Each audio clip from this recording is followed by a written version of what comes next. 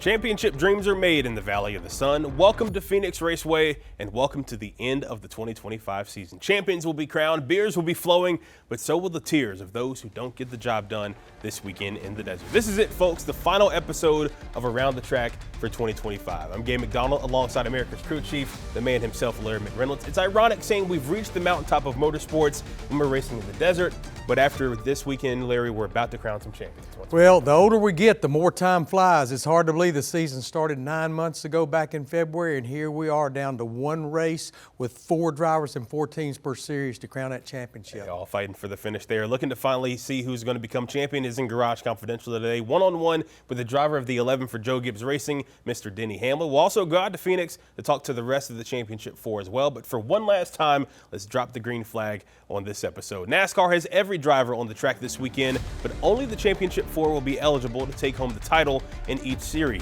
Expect heavy use of the apron today as drivers try to find any way to shorten up those lap times and further push those they catch back to get shuffled up. Phoenix is notorious for insanely tight restarts, so winning it all could come down to who has the best launch in that restart zone.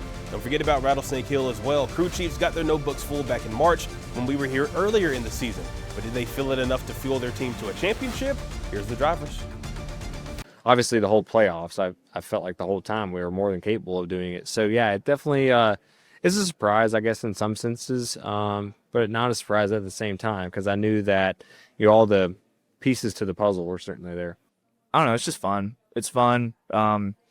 You want to be in this position every year, and until something changes, this is what you want to do every single year is be in this spot. So, I feel like for us, it's just trying to execute this weekend. I think we want to bring Hendrick Motorsports a championship. So to do that, you have to work extremely good together, and yeah, that's what we do. We do it all year long, so why change now? It wouldn't matter whether both Penske cars, one car or none car. One of us is going to have to win this race. And for one last time, let's get those track trends. Each of the Championship 4 drivers has a cup win at Phoenix. Denny Hamlin, the only driver with multiple wins. However, he hasn't won there since 2019. William Byron leads all drivers in laps run in the top 5 at Phoenix in the next-gen car. He's got 1,618 of those in his pocket. Now, back in the spring, Denny Hamlin did have the fastest car, in which 9 of those laps he outpaced the entire field. Speaking of, 9 different drivers in the field this weekend have won here, so while a title is on the line, they're still racing for a prize out in Phoenix. And when it comes to the Cup Series, it's Joe Gibbs Racing versus Hendrick Motorsports, the Yankees versus the Red Sox in NASCAR terms, and Joey Ellis is trackside to break it all down. Hey, Joey. The NASCAR postseason will finish up under the hot Arizona sun here at the Phoenix Raceway after just a grueling 9-month season in the schedule. And in terms of the Xfinity Series, 3 junior motorsports drivers will represent 3 of the 4 Championship 4 drivers. Jesse Love, the lone wolf, if you will, from Richard Childress Racing. He called himself the meat in the JRM sandwich. All of them went through Media Day earlier today. All of them are very excited to be here. All feel like they have a pretty darn good chance to win this title here, and they are very much looking forward to the race on Saturday. Winning one last year has allowed me to be a lot more free in this year, and it's funny. I'm coming in this weekend with no stress at all. Like I'm just pumped on this weekend, and I'm excited to see it kind of cap off. Obviously, before we got full time, say a week ago, if I was to make this race, it was huge fire under my tail to go win this championship. And we're not in any of the picks, we're not in any of the predictions and stuff like that, and we're not the favorites. So I feel like for us, we don't have the pressure that some of these other guys have, and we can just go perform at our best level. And being the underdog, I think it'd be super cool. And you have some people rooting for you too. So, but now that we're racing for the championship, we just got to go beat 3 other guys, right? As far as the Cup Series is concerned, a 50-50 split. Hendrick Motorsports versus Joe Gibbs Racing. William Byron, of course, the regular season champ, will look to bookend his season with a postseason title. And Kyle Larson, of course, he's won here before. Won back in 2021 as he seeks his second postseason title. Chase Briscoe for JGR had a hot close to the season. He looks for his first championship. And then, of course, there is the number 11, Denny Hamlin, back for his 5th Championship 4 appearance, looking for that ever so elusive title to finish out what's been a heck of a season and a heck of a career for the number 11. We're not doing anything different. Everything is, had I not been in the Final Four, I don't know this week would look any different. I mean, it does from a scheduling standpoint, but I'm doing all the same things, planning dinners and stuff with friends and, hey, when can we go golf? And it's been pretty status quo. My whole career, I've been the underdog with the longest odds, so I kind of like that. Truthfully, I don't know. I don't feel like we're like some underdog. I feel like playoff-wise, we've scored more points than anybody up till last week. So I don't feel like we're an underdog. I feel like we're all, honestly, really evenly matched. So, yeah, it's just a matter of executing, but I wouldn't feel like we're an underdog. I feel like that's probably a pretty good bet. So the Truck Series will start off what will be a very exciting weekend of racing as Corey Heim, the overwhelming favorite, looks to cap off what's been just a dominant season in the Truck Series with a championship. And in the Xfinity Series, the 10-time winner, Connor Zilisch, the rookie, can he bookend his dominant season with a championship in the Xfinity Series before, of course, making the jump to the Cup Series with Trackhouse Racing next season in 2026. But for now, from Phoenix Raceway, I'm Joey Ellis.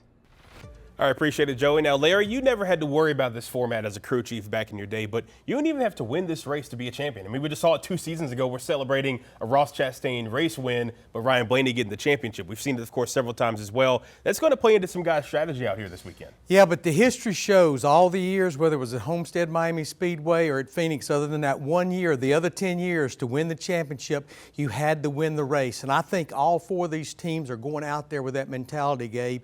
And it's a fairly short race. It's 312 laps. You've got the stages of 60, 125, 127. The fuel window is about 95 laps. So I think having a good, fast race car with short run speed, long run speed is important, but it's also execution, being mistake-free and not having those pit road penalties. In this race a year ago, we had 6 pit road speeding penalties. It's an easy pit road to get busted for speeding. Yeah, certainly got to be clean for sure all throughout the race. So let's look at the championship 4 in the Cup Series, not as a whole, but how does each one does at Phoenix? Remember, this is a Penske-dominated track, but there aren't any Penske cars vying for a title this year around. Just a race win. How do each of these guys fare out in the desert, Larry, when you think about Chase Briscoe, Denny Hamlin, obviously William Byron, and Kyle Larson? Yeah, I looked at the 7 races that we've been there with the Gen 7 car, and of course Byron and Briscoe are the only ones that's won there in the Gen 7 car, like you pointed out earlier.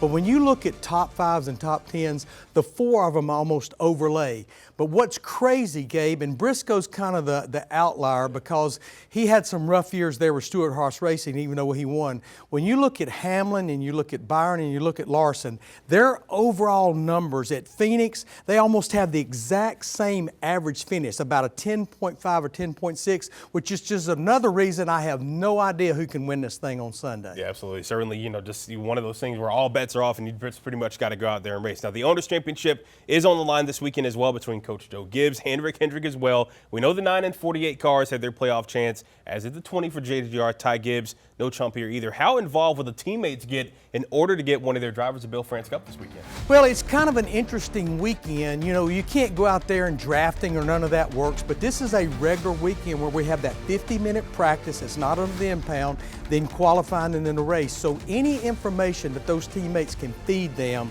whether it's things like air pressure, adjustments made, keeping up the racetracks, that's all things that I think can make a big difference, because I think firing the first shot in qualifying on Saturday, going out there and being the fastest of the 4, that gives you #1 pit selection. So information even for qualifying can certainly help these guys. Yeah, absolutely. Going to be a full team effort all across the board for both of really some of the top organizations in all the sport. And we all know it's been said it all season long. It's 11 against the world. The one thing that's eluded Denny Hamlin in his entire Hall of Fame career is a championship. Now, this will be the 5th crack at bringing home a title. How does Denny get it done in the desert to finally bring home a title?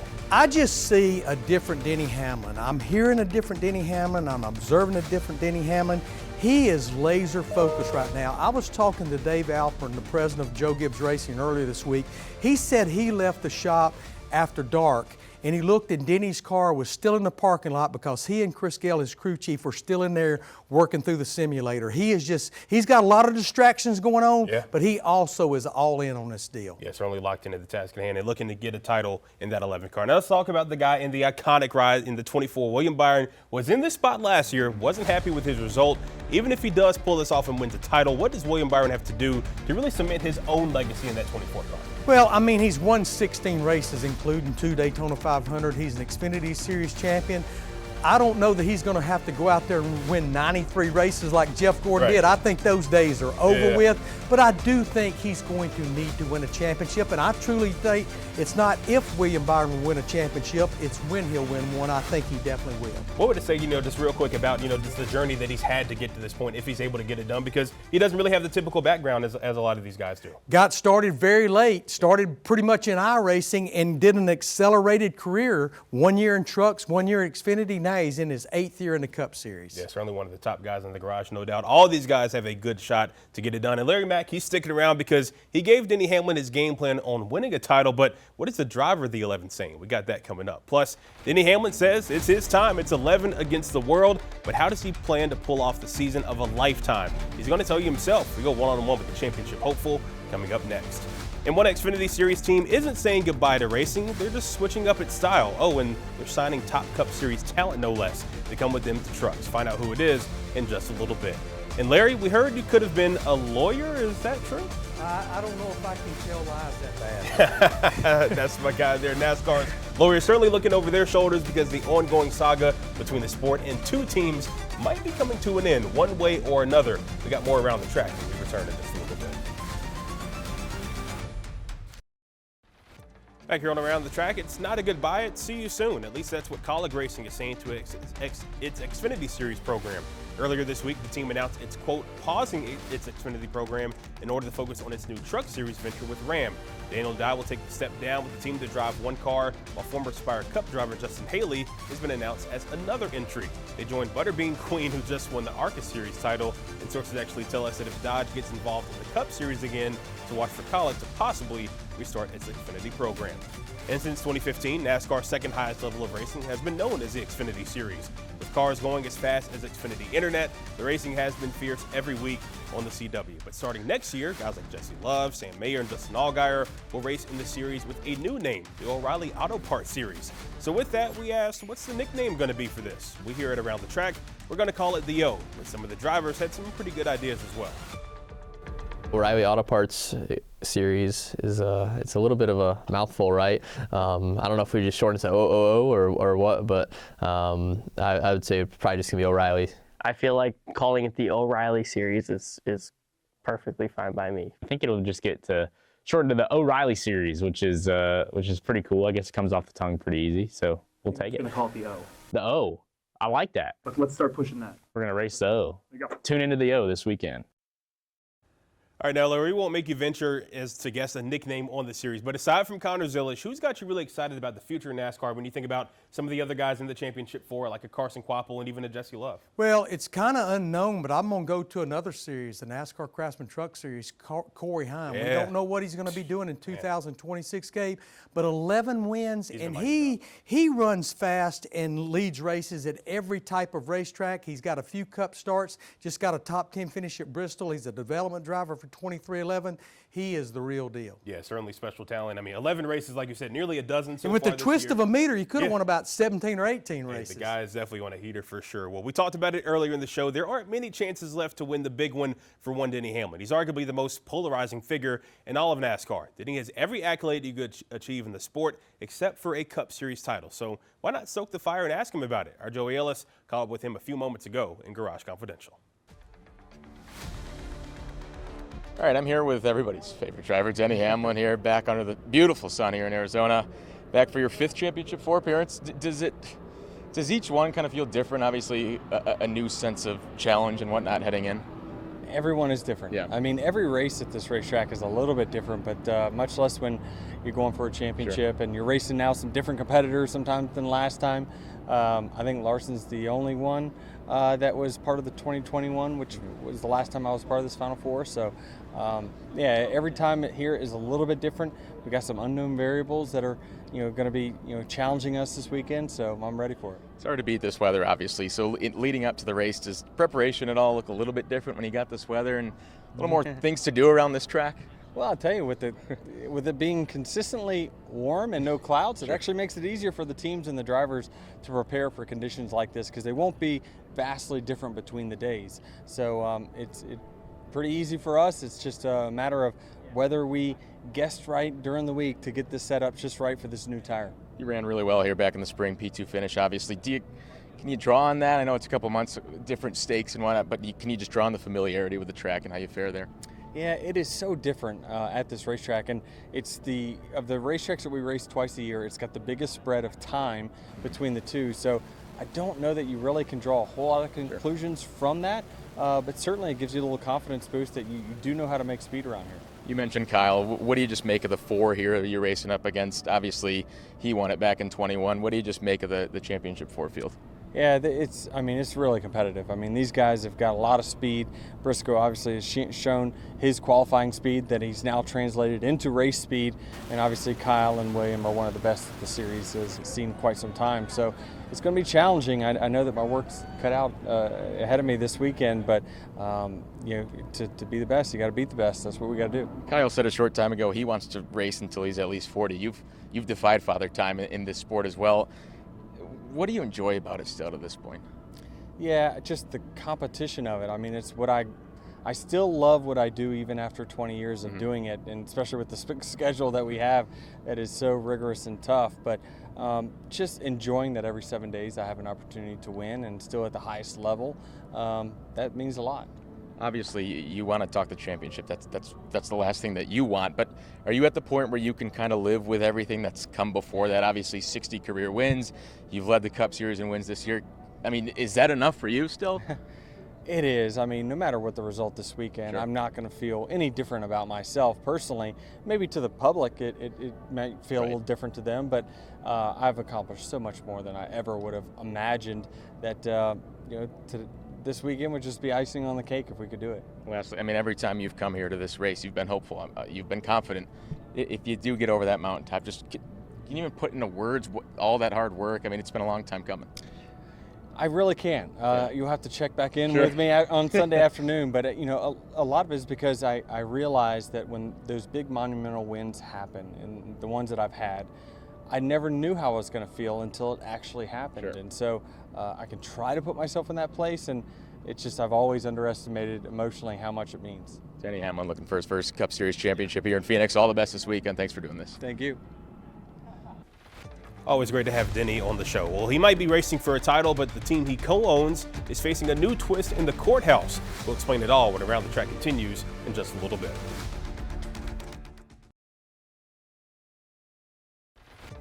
Back here at Around the Track, the changes at Trackhouse are coming in fast. Multiple reports say the Ross Chastain will get a new crew chief. Brandon McSwain is set to replace Phil Sturgeon. Racer.com, the first to report earlier this week. This is going to be McSwain's first time as a crew chief. He's currently a top engineer at Hendrick on William Byron's 24 team. It's not the only change coming for Trackhouse. Connor Zilisch is coming up full-time next season to drive the 99 and will be paired with longtime crew chief Randall Burnett in his first full-time season in the Cup Series. Well, the legal battle between NASCAR and Michael Jordan's 2311 Racing, as well as Front Row Motorsports, has just gotten interesting. Our friend Jordan Bianchi of The Athletic reporting this week that a settlement could be reached as soon as this week. However, at the same time, Judge Kenneth Bell ruled in favor of the suing team's argument in unsealed documents pertaining to charter agreements. If the teams can't find a settlement, the entire case goes to trial with a start date of December 1st, where we do expect to see Michael Jordan himself in court. The teams are suing NASCAR in an antitrust suit over how revenue is shared in the sport. Well, this was the scene last year when Joey Logano made a lot of people mad with his third Cup Series championship. Not sure anyone is going to be mad about the 4 in Sunday's race, but who is Larry Legend taking this weekend? We got our Victory Lane locks coming up next right here on Around the Track.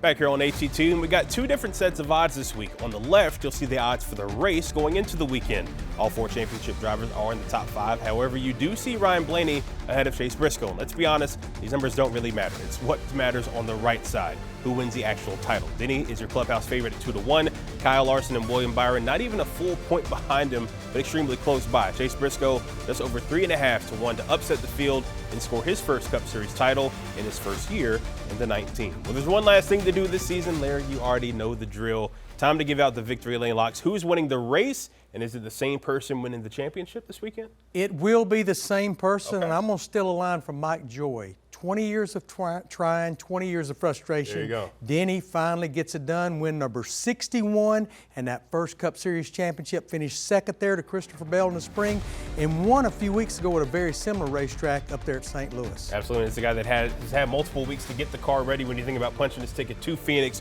early on. If I was making a pick, I would have to agree. Just maybe, just what would it mean for him to finally get it done real quick before we wrap up? He says it's not going to make or break it, but I promise you he's a human being, and I bet he has a nice little spot cleared out for that Cup Series championship trophy. Absolutely. I mean, he's a guy that's done a lot, and especially with everything going on off the track, certainly would love to have a Bill France Cup. Well, that's going to do it for Around the Track. We appreciate you watching the entire season. Thank you to Larry and Carla Metz and the whole crew. We'll see you next season. Enjoy all the racing at Phoenix this weekend.